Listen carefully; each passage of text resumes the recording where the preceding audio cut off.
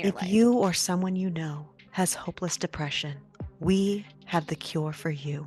Or at least, not the cure, but something to help you through these tough times. It is called A Winter Romance, and you too can get your fill of some Bay romance. You're welcome. Some fantasy smut. Congratulations, you win. Moving on. Welcome to December, folks. This episode is brought to you by Hopeless Depression. What better way to bring the end of 2024 with holiday, I don't want to say cheer, but Holiday smut. holiday smut.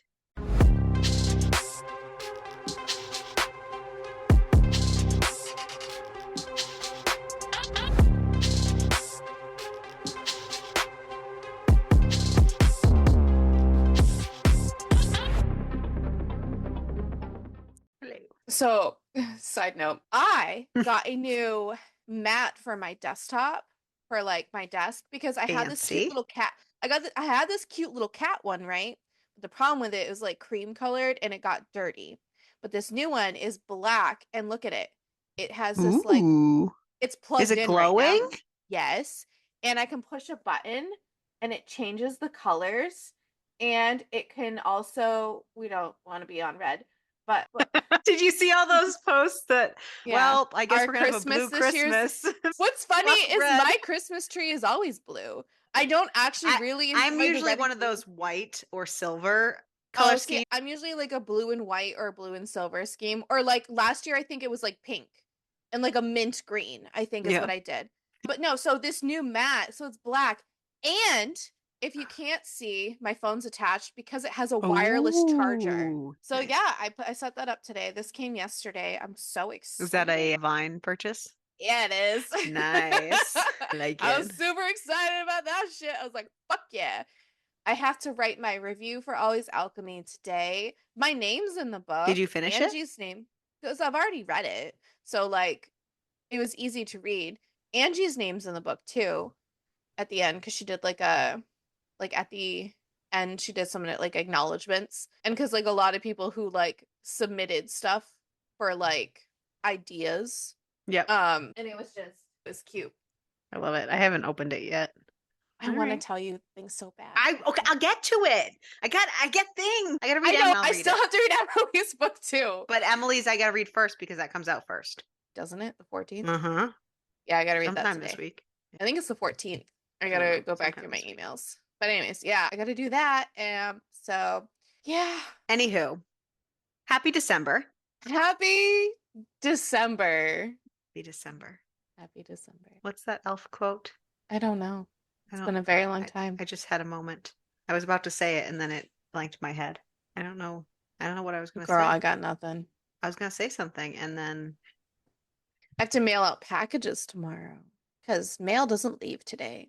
Anywho, welcome to December. Like, what are we thinking of when we think of elf? Is it, I don't know. I truly have no idea where I was going with There's this. so many elf quotes. The best way to spread Christmas cheer is singing loud for all to hear. That's one. I have no idea where I was going with this. Anywho. Welcome to our month. Yes, and it is the last month of 2024. Fuck everything. Holy shit. Yep. What better way to bring the end of 2024 with holiday, I don't want to say cheer, but holiday something. Holiday smut. Holiday smut. Holiday smut. Yeah. While we still can. Hopefully by now things have been fixed. Why are we like this? We're dying inside. My doctor said it's called hopeless depression.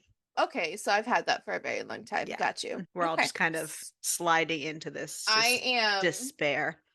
Treating it with holiday birds. Congratulations. Yeah. Look how cute. Tweet, tweet. Chirp. So this week. Smut. Sorry, I'm done. This week we read an romance to kick off our holiday extravaganza. And we read about the winter solstice this week, or their version. That's confetti if I could throw confetti right now. Is that what you're calling that? It's gonna be just regular confetti. That is weirder. Snow? You probably should just stop now. No. Anywho, clearly we're a little off the rails. The book is not as off the rails. We're just a little off the rails.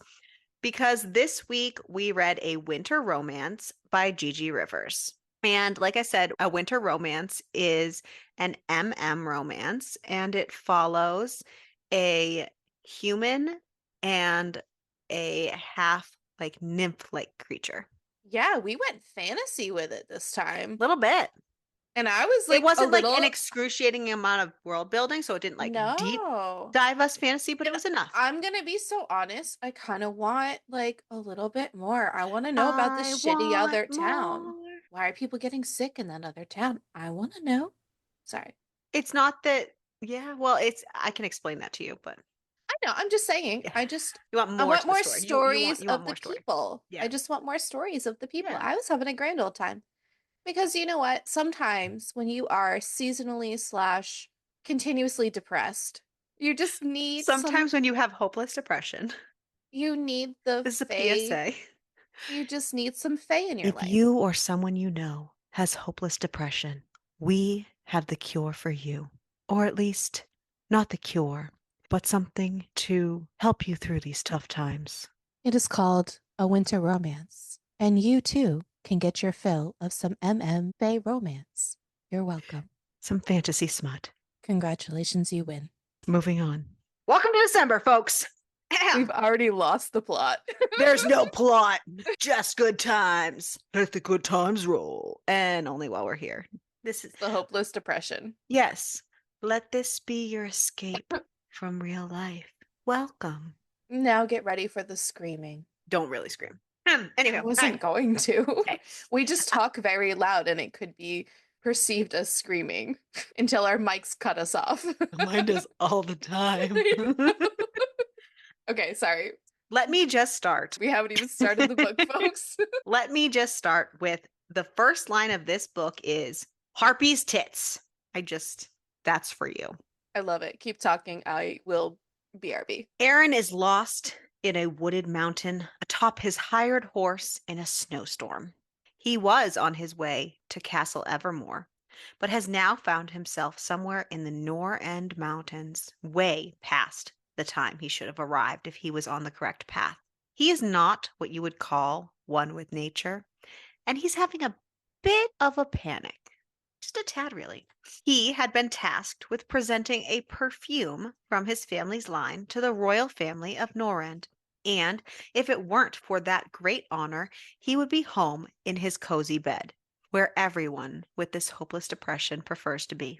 Yes, and I will have you know that even when I am not on screen and you are talking, I'm still doing motions, and then I realize I'm not actually being seen and you can't see me. And then I get sad. We need one of those like floating cameras to follow you around like in like Hunger Games or something. Or yeah. So we're in Hunger Games now? Yeah. Did you not know that? It's like a mix of like Hunger Games and Handmaid's Tale kind of situation. Got it. Just fucked. And not in the good way. We promise we may eventually stop this. You like how I said may eventually. If they fix things. If not, we'll see in 4 years. Maybe. As the From my youngest bunker. in Canada. Canada! It's one hell of a drive. As the youngest of seven, Aaron found it hard to make his family proud, which is why this mission was so important. He even brought along one of his own creations, with the hope that they will also favor his perfume. Aaron was just pleading with the horse to somehow lead him back to the path when he heard a scream, which we never figured out, by the way. Maybe it It was in was the his head sound of the of his. existential crisis. I was just about to say that. It was the sound of hopeless depression. If you or someone you know is hearing screams, This episode is brought to you by Hopeless Depression. Maybe call your therapist. I can't afford one because I don't have health care. welcome to America. We are not okay. We're so far. This reminds me of the other day when we recorded. Aaron frantically looks around, not spotting anything, when a tree branch breaks, crashing right in front of him, spooking the horse, making it rear back, dropping him with a thud, left to watch the horse run off with all of his stuff. After getting up, he tries following the horse's prints in the blinding snow, And that's how he eventually stumbles across the man with glowing eyes, scaring the crap out of him. The man is Sero. As I read this book, it gave me very MM version of Ice Planet Barbarians, and I felt so at home. Yes! I felt so at home. I'm so Scenes. glad. Yes. I love Yes. that for Especially when we were us. in the cave. Yes. Yes, and they talked about their furs, and I was like, "Oh And my the God. tea. Oh my God, Ruby Dixon needs to write an MM." I know it's all about like reproducing, and I Procreating, don't even but come care. I on. would love her to write an MM Ice Planet Barbarians book. I think that would Ruby be Dixon, while we're all in hopeless depression, maybe you could give us an MM for our souls. pretty, pretty, please, because we love Especially fucking since Ice I'm Planet about to run Barbarians. out of Ice Planet Barbarian books. I'm trying to drag them out as slowly as possible, but I'm about to run out. Ruby, we love you so much, even though You don't know us, we but don't exist. But it's okay. We love all ice. We love them. Anyways, sorry. We compare all alien books apparently to Ice Planet Barbarians I know, every like time. Desert Planet Barbarians. Snake Planet Barbarians, Yeah, this is just Fae winter. Planet This is Barbarians. just winter solstice barbarians. So the man is It's Sero, also really cold. right? The man is Sero, who is looking at the terrified Aaron, confused why he isn't dressed properly for the weather. Sero introduces himself and tells Aaron to go with him to get to shelter before the bad snow comes. Aaron is like, what the actual fuck? Both at the entire situation and that this dude considers this blizzard light and not an actual snowstorm. Sarah leads Aaron back towards his cave, Aaron following quickly, not wanting to freeze to fucking death. Sarah led the shivering man into his small cave and began a fire. Once the fire was going, he tells Aaron to strip off his clothes as they are wet. Aaron hesitates, so Sarah does it for him. Once down to his underwear, Sarah instructs him to get into the bed to warm up. Once Aaron is tucked in, Sarah sets about making tea. Aaron finds his voice and thanks Sarah for finding him, asking his name again, and offering his own. Sarah asks how he got lost, so underdressed. Aaron says he didn't know and explains where he was coming from and headed to, and how it was supposed to be a straight shot. Sarah is a little confused because it is a straight shot, but Aaron was already asleep before he could get more information. Cozy. He's cozy in the bed. It's so funny because as I was reading this, I was like, oh, that's right. This is going to be cozy. But then I was concerned because I was like, oh no, it's just going to be cozy. And then it went the way it went. And I was like, okay, never mind. It's cozy, all right. It still has those cozy vibes. Oh, absolutely. Yeah. And then sex. A little bit. Not as much as I'd like. Sarah had set off for his cave away from his home village for some quiet time alone. He recently had his heart broken this past year, and as the winter solstice approached, he was sad to be spending it alone. So he set off for the cave to be mopey on his own, hoping the mountains would help to heal his spirit. When Aaron wakes, the cave is much darker, but he spots Sarah by the fire. Sarah gives him some tea and special solstice bread that Sarah made himself. Aaron thinks this is the best thing ever. Sarah tells Aaron of his baking and then tells him when the snow lightens, he will take him back to his village of Auras, where surely someone will be heading to Border Town, where Aaron is from, and they can guide him home.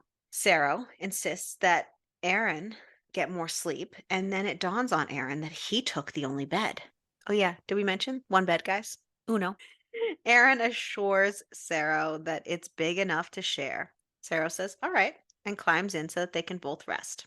A very aroused Aaron wakes up to Sarah practically grinding on him in his sleep. He likes it a little too much, making a noise that wakes Sarah, who pushes away immediately, very apologetic. Aaron, suddenly, a big boy, I don't know where this came from, says, we could if you want. Sarah questions that he would want that. Aaron is short because, hello, this timid child just, not child,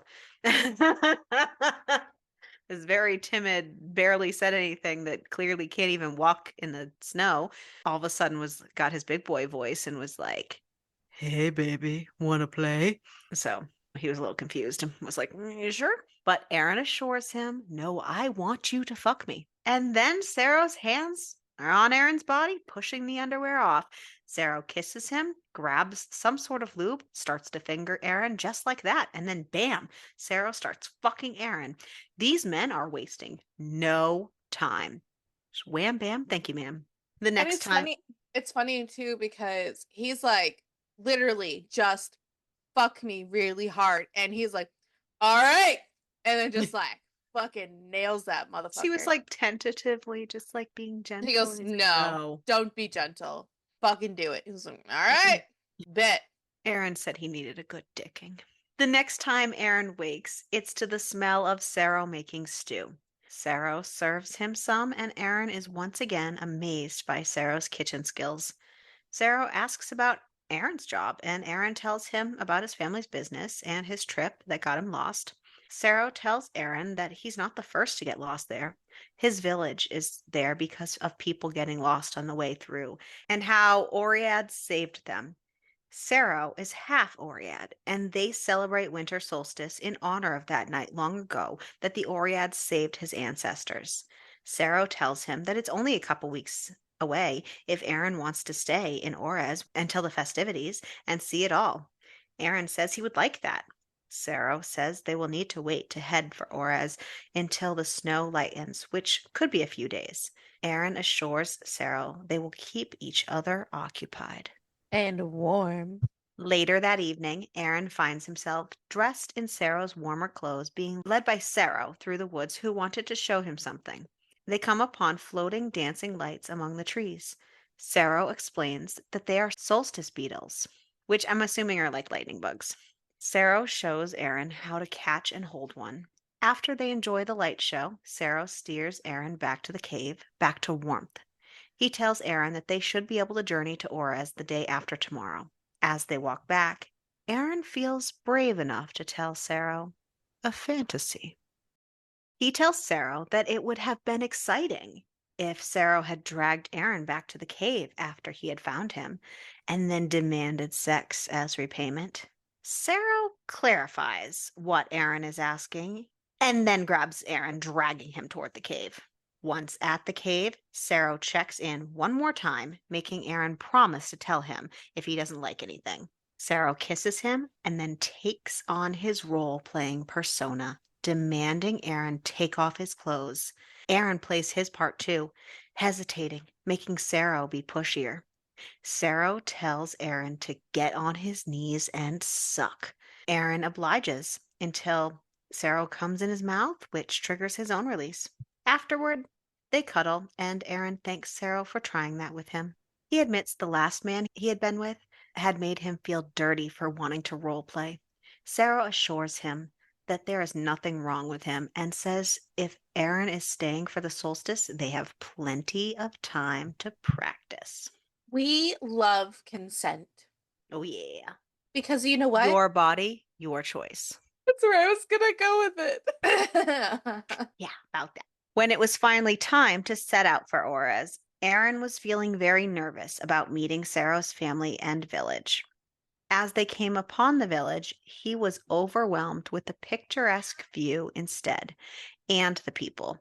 Less time to worry in his head. Aaron met people from the village as they made their way through to the village store that Saro's family owns. Aaron meets a couple of young sisters and then Saro's mother and father, who are very intrigued by Saro's guest. Saro's mother even asks his views on children. Loved his parents so much. Like, oh, you went off to get rid of a heartbreak and you came back with another boy, huh? For you. Knew you could do it. I'm so proud of you. Aaron is watching these exchanges too, even before they start grilling him, because he's seeing this affection amongst his family that his family does not have. Sarah quickly sweeps Aaron away after those comments, though. His mother calling after, urging them to come for dinner, Sarah telling her that they'll probably be busy. The next day, after getting up early to bake, Sarah wakes Aaron with a traditional solstice gift of a sprig of berries that is common between lovers, with a red ribbon tied around to signify it as a solstice gift. He can pin it and wear it. Then, Sarah's young sisters are beating down the door, wanting to make solstice bread with Sarah. The men give in and go out to make bread. I just, sorry, I just love the fact he goes, they're not just going to come in here while we're naked, are they? They're like, no, they will. They They have no will boundaries. 100% come in here while we are still naked. No fucking boundaries. A few days later of baking and spending time in the village, the horse that Aaron had borrowed turned up without the bags, but still she was found. And when Sarah's parents found out that they don't normally decorate for solstice in Border Town or do a tree, his mom decides Aaron needs to experience it all and brings Aaron with them to gather branches. When they're back at their cabin, Sarah can only watch as they bring in the enormous amount and start decorating. Soon, the cabin is full and they don't have any room left, and they have to bring the rest to Sarah's place to decorate. Sarah's mother pulling Sarah aside to tell him how much Aaron fits better here. Sarah says his home is Border Town. His job is there. She says he isn't happy there. She can tell. Plus, Aaron fits Sarah so well, makes him brighter. Sarah is worried that he won't want any of that. He won't want to stay. She encourages Sarah to simply ask Aaron. Sarah decides not to ask now and ruin Solstice when the answer is probably no anyway. Except on Solstice Eve, Aaron beats him to it, saying he doesn't want all this to end or stop seeing Sarah, and asks if Sarah will come back to Border Town with him, that he could work at the perfumery with Aaron since his family probably won't accept a baker anyway. Sarah feels like he was punched in the gut. He had previously shared with Aaron how important living in the mountains is for Oreads, that leaving for extended times can severely damage their health. His mother once went to Border Town, and within a few days, she was lifeless and couldn't move and became almost a zombie until she got back to the mountains. Sick. She was physically sick. He's heard of people dying. Plus, his passion isn't good enough and can just be pushed aside in Aaron's eyes. Sarah tells Aaron he doesn't want any of that. Aaron's confused, saying he thought Sarah felt the same way. Sarah explains numbly that he wanted Aaron to stay in Oris with him. Aaron says he can't. What would his parents think? The snobby parents that don't give a fuck about you? Why do you care? Sarah tells him exactly that too. And that Sarah is proud of who he is, and he isn't going to change himself for Aaron. There's a knock at Sarah's door. It's a villager looking for treats for the next day as her grandkids got into her stash. Sarah tells her he has plenty, but has lots of baking to do, so asks if Aaron can stay with her in her guest room so Sarah can finish in time. She agrees and takes the treats given and leads Aaron out the door. The woman, Odara, tells Aaron all he needs is a rest and space, and they will fix whatever it is in the morning. After all, the solstice is a time for healing and forgiveness. Odara encourages Aaron to tell her what the spat was about. Aaron does. Odara talks him through it, and Aaron realizes he made a big mistake. He's worried that Sarah won't forgive him. Odara suggests that he make a solstice gift for Sarah, that he should make a solstice loaf to give a symbol of love and devotion. She brings him into her kitchen, telling him she will walk him through it. Well, he made a loaf. It was a funky, misshapen loaf, but he tried his best, and he wrapped the gifting ribbon around it and set off for Sarah's cabin bright and early. Sarah steps out of his cabin carrying a tray of baked goods and stops when he spots Aaron. He sees the lump in Aaron's hand and asks what it is. Aaron tells him it's a loaf and that he baked it for Sarah. Sarah questions that Aaron baked, but Aaron nods and Sarah invites him inside. They go in and Aaron starts apologizing, rambling about all the things he fucked up about, that he is so used to having to prove himself to his parents, but that Sarah was right, and that he would love to stay in Auras if Sarah still wants him, that he loves Sarah. Sarah tells Aaron that he loves him too, and that of course he wants him to stay. He's even willing to try his mangled bread. They go to the festival together and tell Sarah's parents that Aaron is staying, and Sarah's mom is overjoyed because To her, that means marriage and babies. They enjoy the food and the events and festivities of the festival together. And then Festivals? the festival testicles. And then we get an epilogue, which is a letter from Aaron to his parents explaining getting lost and not making it with the perfume, and Sarah finding him and how he has decided to stay in Aura's and that he is happy. And that is the end of our story. Not like his parents give a shit. But they might have wanted to know what happened to the The perfume. perfume. That's the most important part. Yeah. Also, it was also so wild to me that when he referred to the horse as an it instead of a she, and like was so confused that they name horses as well because they don't do that in Border Town. It's a very strange dynamic. It really, people are terrible. I mean, true story, bro. True story, bruh. True story, bro. Hmm. So, who was your favorite character of Winter Solstice Barbarians? I loved his parents, Yeah. not the shitbag parents, the really good parents with the Sarah's parents. babies. Yeah, Sarah's parents were so good. Oh, Yeah, Sarah's parents were good. I also oh, I love liked the them. lady who just kind of swooped in Was and like, helped out. yes. Oh, they were so cute. I like to tie back into what you were saying in the beginning. I feel like I would want to know more about this village and more, Hmm. you know. So it is Um, book one of I was gonna six of say, an. I feel like I remember seeing that this was a series though. So is the rest of the series about the village? I don't know. I want to kind of dive into the Winter Solstice Barbarians and we'll figure it out from there. Our our Winter Mountain Barbarians. There we go. Yeah. Because I don't think they all take place on Winter Solstice. So we got to See, hold figure. on. Let's look at the next one. Well, I do have the page pulled up. So, Well, tell me about your least favorite character while I look it up. oh, well, duh, obviously Aaron's parents. And his Terrible. brother. Yeah. It's The about a botanist. botanist. It's still an MM, Oh, so that's oh, cool. I think they're all romance. They're all romances. Oh That's my awesome. God. We are Planet And it's all about the Barbarians. winter solstice. So it must all be. It is Winter Solstice Barbarians. I love it. I love it.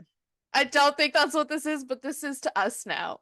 It Works for was me. cozy. I liked I it. like it. I did It like was cozy. I wish there I was liked the more cozy. Yes. actual scenes on page, Yeah. I think that just made it cozier though. And exactly. And I think that and that's what makes it cozy. So Amazon gives us a 4.3 and Goodreads gives us a 4.0. What do you I gave rate? it 3 stars. Like I said, I enjoyed the ride. I just was hoping that it gave me a little bit more action on page, but I liked what was there. I'm gonna go with like a And 3.5. and I wish that there was just a little bit more. Like I Yeah, wanted to know more. That's all.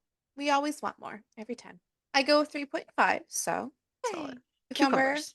I'm hovering between like a 3 and a 4. I'm gonna say, see, I was thinking more like along the lines of like a 2.5, 3, but because there really was only those 2 scenes. Yeah, 3. Everyone, but see, that's the thing is everyone has their own opinion.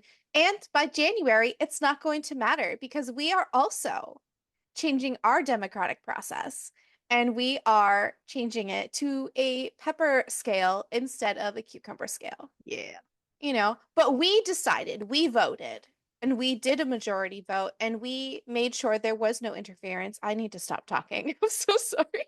There were no burned votes. There were This no was dumped a votes. fair, this was a fair and balanced decision between the group of the three of us, and we collectively came together and tried to decide what would benefit the cult we have created. And we decided that a pepper scale works a lot better than a cucumber scale. Did your Survi brain just hit what I just said? survivability. I'd be great. I'd be cold though, and I don't like being cold. But then I I just would have to rather be cold remember, than sweaty, so I think I'd be fine. okay, a fair point. I also live in the hell that is on Earth of Florida. I So, already live in the cold, so yeah. Honestly, all I have to think about is that I would love to live in Ice Planet Barbarian territory and the person could keep me warm, and so I'm okay with that. And I am here for that and I would feel loved and welcomed in that area. So, I'm fine with it. I'd be great. So, yeah, next week we are leaving winter solstice But and still we holiday theme. are entering Hanukkah. And what are we bringing you for Hanukkah, do you ask? Whisked Away by the Alien by Julie Cohen. Now, listen, do not be fooled by the cover of the book. But honestly, that is what sold it. And I do have to say, we typically choose our books for the month. We come together, we pick books, and then between the two of us, Oh yeah, we we forgot to pick. talk about that last week. This month, This our month is beautiful, brought to you. amazing, wonderful friend Angie picked the books for us. What we did is we sent her blindly. We did not say who picked what book. We told her the categories. We gave her the two books from each category and she picked each book. So this month is curated specifically for you by Angie. And you'll know Angie because she has been on this codcast. This this podcast multiple What did I times. say we were calling it? How Angie Saved the Holidays. Yes, that's what it is.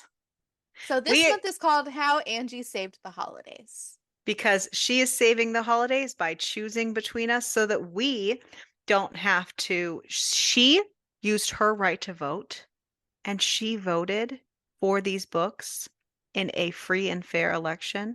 We, the That two is our group parties, chat. Crystal and I, proposed a book each for each category. And then Angie voted because that is her right. We didn't even campaign for this. This was a blind vote based on just facts and evidence and what Angie truly desired to save the holidays. Based strictly on the book descriptions themselves and not how we personally as people felt about those book descriptions individually because our names were not even attached to them. Do you see that, people? That's what happens when you do research. The internet is a thing. Google exists for now. I'm done. So this month is how Angie saved the holidays.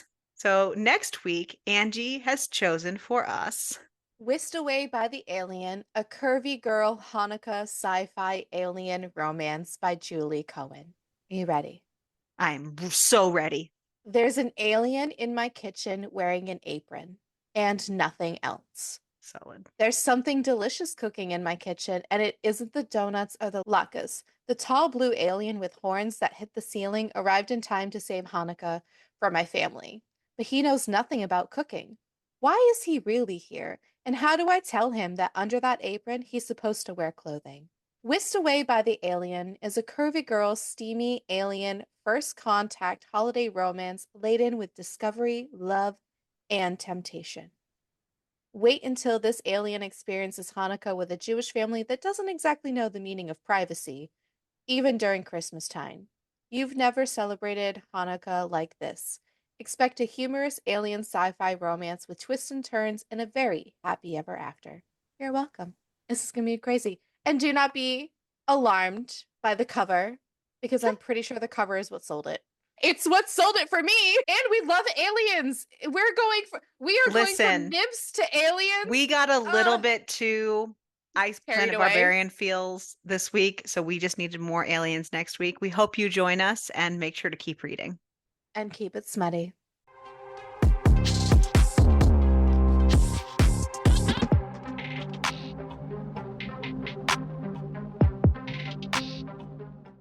Oh, fuck. Oh, fuck.